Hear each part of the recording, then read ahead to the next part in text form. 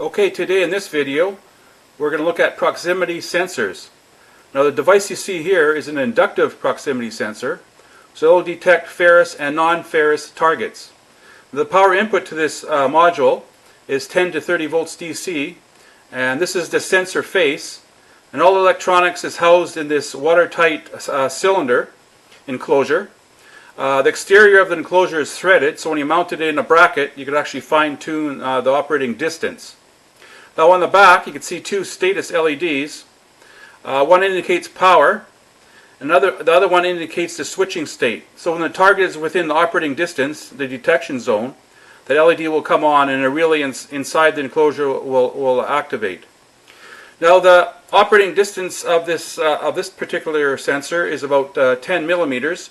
So when you have a target within 10 millimeters of the sensor face, the status LED will come on and the relay will be activated inside the enclosure.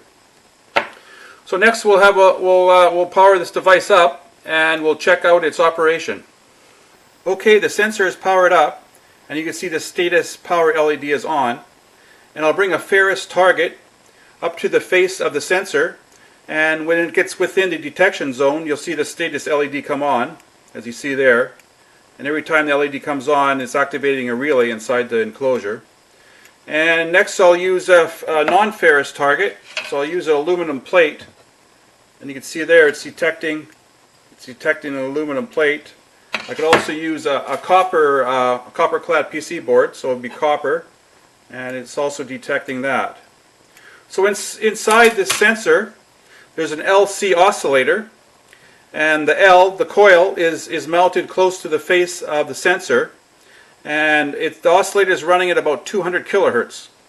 Now it's putting out electro-magnetic field from the face of the sensor, and when a target comes within that magnetic field, it generates eddy currents in the target, and it actually absorbs some of the energy from the oscillator, and it loads down the field. Now the sensor inside detects that. And when it loads it down far enough, it actually will trigger a threshold detector and trigger the LED and activate the relay. Okay, to check out the internal workings of this proximity sensor, I have built this little pickup coil. It's just some hookup wire wound in a coil and hooked up to my scope probes. And what I'll do, I'll put the pickup coil around the sensor, close to the internal coil of the sensor, and I'll be able to pick up the internal oscillator of the sensor, which is creating the magnetic field. And then when I bring a ferrous object close to the sensor, we'll see it will cause the output to drop, which will trigger the sensor. So we'll hook this up to my scope, and we'll actually see this in operation. Okay, the pickup coil, which is hooked up to my scope probes, is placed over top the proximity sensor, as we can see here. And you can see on the scope it's picking up the internal oscillation, which is around 200 kilohertz. Now this is a changing magnetic field, so when I bring a ferrous object into the field, it will generate eddy currents into the target, according to Faraday's law of induction.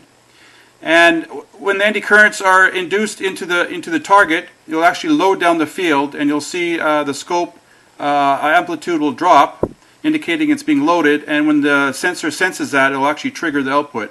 So as I bring the ferrous target close to the sensor, you can see it's loading down the field, and after it loads it down, the sensor will activate its internal relay.